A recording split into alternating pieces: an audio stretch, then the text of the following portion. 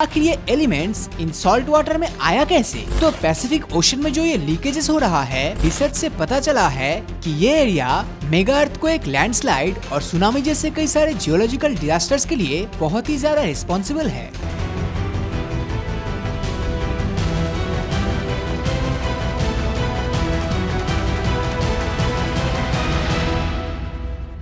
साल 2015 में जब पैसिफिक ओशन में रिसर्च के लिए जी थॉमसन शिप को भेजा गया, तब वो रोजाना की तरह वह अपना रूटीन स्टडी कर रहा था। लेकिन इसी दौरान कोस्ट से करीब 80 किलोमीटर दूर उन्हें अचानक खराब रिपोर्ट मिलता है और जहाज के कप्तान जहाज को बीच समुद्र में ही रोक देता है। जब जहाज अपनी जगह पर रुका हुआ था, तब उसी दौरान जहाज में लगे साउंड डिटेक्टर्स ने ओशन बेड में कुछ बबल्स को ढूंढ निकालता है। स्टार्टिंग में रिसर्चर्स को लगा कि ये ओशन बेड से लीक होने वाले मीथेन बबल है, जो कि ओशन में से अक्सर निकलता रहता है। हालांकि इसके बावजूद शिप के क्रू मेंबर्स ने इन बबल्स को डिटेल में स्टडी करना शुरू कर दिया। लेकिन इन बबल्स में सिर्फ मीथेन नहीं, बल्कि बहुत से ऐसे मिनरल्स मौजूद थे जिनका समुद्र में मिलना लगभग नामुमकिन है। और ऐसे में रिसर्चर्स के सामने ये बड़ा सवाल खड़ा हो गया कि आखिर ये एलिमेंट्स इन सॉल्ट वाटर में आया कैसे। इस सवाल का जवाब खोजने के लिए शिप पर सवार ओशनग्राफी एक्सपर्ट ब्रैंडन फिलिप ने अपनी टीम की मदद से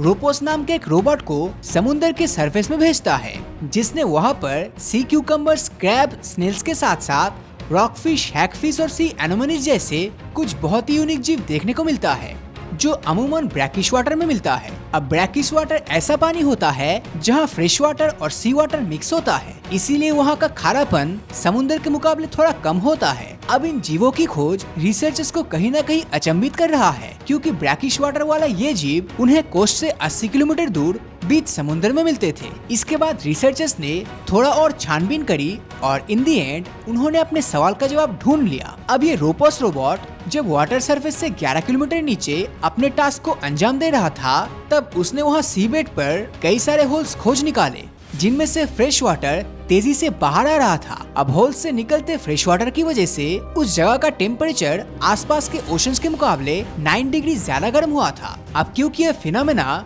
हॉट स्प्रिंग से काफी ज्यादा मेल खा रहा था, इसलिए रिसर्चर्स ने इस पर ज्यादा ध्यान नहीं दिया और अपने कोस्ट पर वापस लौट गए। लेकिन इसके बाद कई रिसर्चर्स ने खुद के इंटरेस्ट के चलते 2015 से 23 के बीच में इस फिनोमेनन पर लगातार रिसर्च करके इसके सैंपल्स और फोटोज की स्टडी कर रहे थे। और जब इससे जुड़े डेटा को कंप्यूटर सिमुलेशन में डाला गया, तब उन्हें पता चला कि यूएस कोस्ट से 80 किलोमीटर दूर वो जगह कोई साधारण हॉट स्प्रिंग नहीं है, बल्कि ये फिनोमेनन फ्यूचर में हमें वैसे ही भयानक मंजर दिखा सकता है जैसा आज से 324 साल पहले यानी कि साल 1700 को पैसिफिक ओशन में आए एक भूकंप ने दिखाया था। दरअसल 26 जनवरी 1700 के दिन कनाडा के वैंकूवर आइलैंड पर अब तक का सबसे भयंकर भूकंप आया था, जिसने इतनी बड़ी सुनामी जनरेट करी थी कि उन दिनों वैंकूवर आइलैंड के पैसिना बे इलाके में बसा हर एक घर और उनमें रहने वाले लोग इस सुनामी में बह गए थे। जब इस सुनामी का खारा पानी यूएस के ओरेगन और वाशिंगटन स्टेट्स के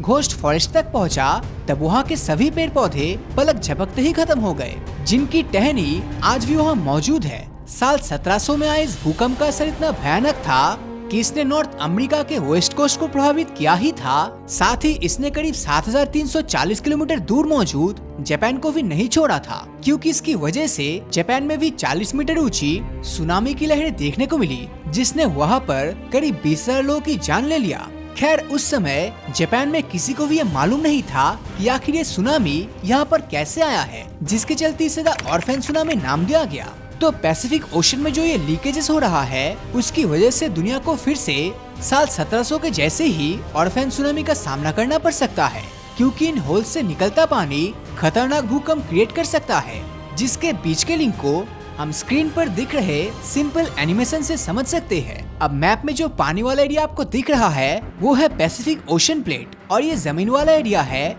नॉर्थ अमेरिकन कॉन्टिनेंटल प्लेट। अब इन दोनों ही रीजन्स के बीच में आपको एक छोटी सी जगह दिख रही होगी, जो जुआन डी फुका नाम की एक माइक्रो ओशियनिक प्लेट है। अब जुआन डी फुका और पैसिफिक प्लेट्स एक दूसरे से दूर जाने वाले डाइवर्जिंग प्लेट्स है, जिसकी वजह से Juan de Fuca plates North American continental plate से टकराकर उसके नीचे धंसने लगता है, जिसे साइंटिफिक लैंग्वेज में सबडक्शन जोन कहा जाता है। जिसको मेगा थ्रस्ट एरिया भी कहते हैं, क्योंकि रिसर्च से पता चला है कि ये एरिया मेगा अर्थक्वेक, लैंडस्लाइड और सुनामी जैसे कई सारे जियोलॉजिकल डिजास्टर्स के लिए बहुत ही ज्यादा रिस्पॉन्सिबल है। अब धरती का जो अपर मेंटल है वो थिक मोल्टेन रॉक से बना हुआ है, जो कि टेक्टोनिक एक्टिविटीज के लिए भी रिस्पॉन्सिबल होता है। हालांकि इन टेक्टोनिक एक्टिविटीज को और बढ़ावा देने का काम अपर मेंटल और क्रस्ट के बीच मौजूद पानी करता है, जो किसी स्मूथ लुब्रिकेंट की तरह प्लेट्स को आसानी से एक दूसरे के ऊपर फिसलने के लिए मदद करता है, जिसकी वजह से एक फ्लूइड प्रेशर क्रिएट होता है। अब फ्लूइड प्रेशर का मतलब है कि मेंटल और क्रस्ट के बीच का पानी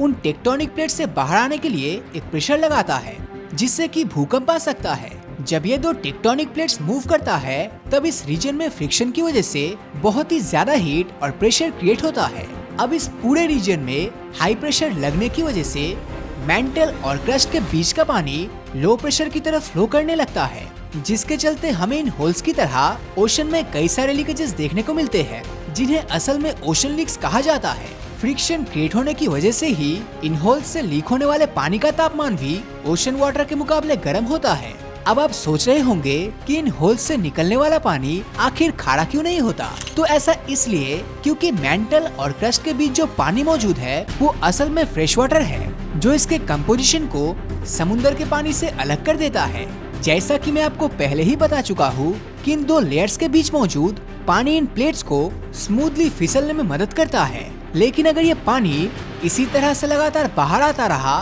तब इस पूरे इलाके में जो फ्लूइड प्रेशर है वो रिड्यूस होते होते एक पॉइंट पर यहाँ के पानी को खत्म कर देगा। अब पानी खत्म होते ही ये दोनों प्लेट्स एक दूसरे से लॉक हो जाएगी और लुब्रिकेंट ना होने के चलते इनका फ्रिक्शन इस हद तक बढ़ जाएगा जिससे 9 मैग्नीट्यूड तक का अर्थक्वेक आ सकता है। साइंटिस्ट के अनुसार इन टेक्टोनिक प्लेट्स के नीचे मौजूद पानी की मात्रा धीरे धीरे कम होता जा रहा है और अगर ये इसी तरह लगातार कम होता गया तब इस इलाके में 2050 तक अर्थक्वेक आने के चांसेस 37% तक बढ़ जाएगा और 2100 में 90% तक होगा। इसीलिए साइंटिस्ट के अनुसार 22वीं सेंचुरी की शुरुआत में हमें ह्यूमन हिस्ट्री की सबसे भयंकर नेचुरल डिजास्टर देखने को मिलेगा। रिक्टर मैग्नीट्यूड स्केल, जिससे भूकंप के मैग्नीट्यूड को मेजर किया जाता है, उसके मुताबिक सिर्फ 8 मैग्नीट्यूड का अर्थक्वेक ही इतना पावरफुल होता है कि उससे 1000 हिरोशिमा बॉम्ब्स एक साथ फटने जितनी तबाही मचा सकता है, जो हमें ये सोचने पर मजबूर कर देता है कि 9 मैग्नीट्यूड का भूकंप कितना ज्यादा विनाशकारी होगा।